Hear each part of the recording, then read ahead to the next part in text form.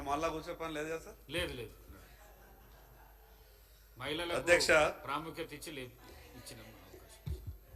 మొదటిసారిగా శాసనసభకు ఎన్నికైన నాకు 2024-25 పూర్తి స్థాయి బడ్జెట్పై చర్చకు అవకాశం ఇచ్చినందుకు మీకు ప్రత్యేకంగా ధన్యవాదాలు తెలియజేస్తున్నా.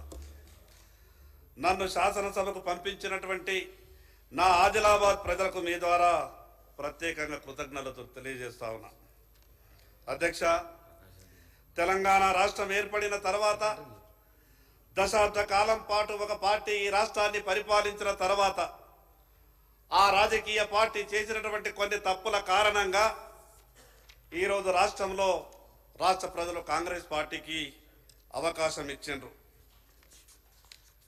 గత ప్రభుత్వం తెలంగాణ ప్రజల ఆకాంక్షలను ఆశలను వమ్ము చేసినందుకే ఆ పార్టీని ఓడగొట్టిండ్రు. తెలంగాణ ప్రజలు ఇక్కడున్న వాళ్ళని అక్కడ కూర్చోబెట్టిండ్రు, అక్కడున్న వాళ్ళని ఇక్కడ కూర్చోబెట్టిండ్రు. అధ్యక్ష, సభా నాయకులైనటువంటి ముఖ్యమంత్రి గారు ఎన్నికల సమయంలో వారిచ్చినటువంటి వాగ్దానాలు, ముఖ్యమంత్రిగా అయిన తర్వాత సభా నాయకులకు ఉన్నటువంటి ముఖ్యమంత్రి గారి ఆతృత, ఆలోచన విధానం చూస్తే ఇచ్చిన హామీలన్నీ కూడా నెరవేరుస్తారని, నెరవేర్చాలని నా తరపున ప్రభుత్వానికి విజ్ఞప్తి చేస్తా ఉన్నాను. అధ్యక్ష, గతంలో పరిపాలించినటువంటి గత ప్రభుత్వ బీఆర్ఎస్ అహంకార నియంతృత్వ పాలనతో విసుగు చెందినటువంటి ప్రజలు మీరిచ్చినటువంటి ఆ వాగ్దానాలను నమ్మి ఈ రాష్ట్రంలో మీకు అధికారం ఇచ్చిండ్రు. ఈ ప్రభుత్వం ప్రవేశపెట్టినటువంటి బడ్జెట్ చూస్తే పైన పటారం లోన లొటారం అన్నట్టున్నది. మొత్తం అంకెల గారడి తప్పితే ఎక్కడా కూడా వాస్తవాలను చెప్పేటటువంటి ప్రయత్నం చేయలేదు.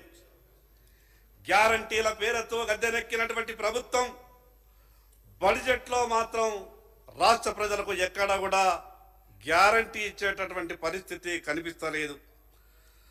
ప్రభుత్వం ప్రవేశపెట్టినటువంటి 2,91,159 కోట్ల అంకెలు విన్న తర్వాత వినడానికి చాలా వినసొంపుగా ఉన్నది. రాష్ట్రంలో ఉన్న సమస్యలన్నీ పరిష్కరిస్తామనే విధంగా ఇచ్చిన హామీలన్నింటినీ అమలు చేస్తున్నట్టు ఆర్థిక మంత్రి గారు చెప్పే ప్రయత్నం చేసిండు. అధ్యక్ష, నిజంగా ఈ రాష్ట్రం ఇంత ఆర్థిక పరిపుష్టితో ఉంటే ప్రభుత్వ ఉద్యోగులు, రిటైర్డ్ ఉద్యోగులు తమ జీవితాంతం కష్టపడి వివిధ రూపాల్లో ప్రభుత్వ ఖజానాలో దాచుకున్న డబ్బును 2 సంవత్సరాలుగా ట్రెజరీల చుట్టూ తిరుగుతున్నారు. నయా పైసా కూడా వారి ఖాతాలలో చేర్తలేదు.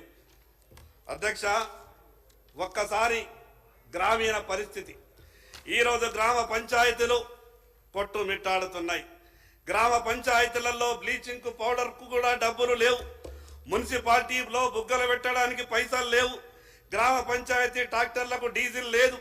పారిశుద్ధ్య కార్మికులకు జీతాలు లేవు. కానీ ఆర్థిక మంత్రి గారు అవేవి ఈ రాష్ట్రానికి సంబంధం లేనట్టు, ఈ అంశాలన్నీ కూడా జోడించకుండా కేవలం అందమైన పెద్ద పెద్ద పదాలతో, అంకెలతో బడ్జెట్ తయారు చేసినట్టు అనిపిస్తా ఉన్నది.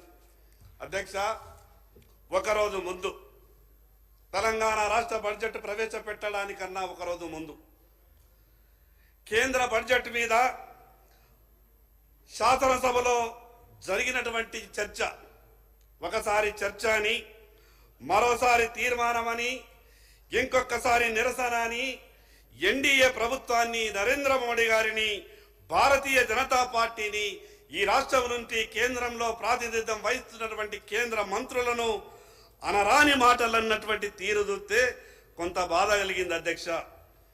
అధ్యక్ష, మాట్లాడుతూ కొందరు సభ్యులు అసలు రాష్ట్రాలు లేకుంటే కేంద్రం ఎక్కడిదని, రాష్ట్రాలే కేంద్రానికి ఆదాయాన్ని సమకూరుస్తున్నాయి కదా, మేము అడిగింది ఇవ్వకుంటే మీ సంగతి చూస్తామనే విధంగా భారతీయ జనతా పార్టీ మంత్రులు ఈ తెలంగాణ రాష్ట్రంలో ఎట్లా తిరుగుతారని ఒకరంటే ఇంకొకరు రకరకాల మాటలు మాట్లాడి ఇబ్బంది పెట్టే ప్రయత్నం చేసిండ్రు.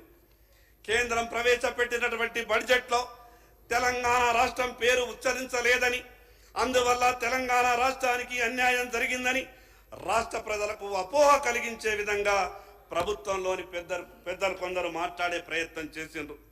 మరి అధ్యక్ష, ఈ రాష్ట్ర ప్రభుత్వం ప్రవేశపెట్టినటువంటి బడ్జెట్లో ఏ జిల్లాల పేర్లు ఉచ్చరించిండ్రో గౌరవ మంత్రి గారు సమాధానం చెప్పాలా.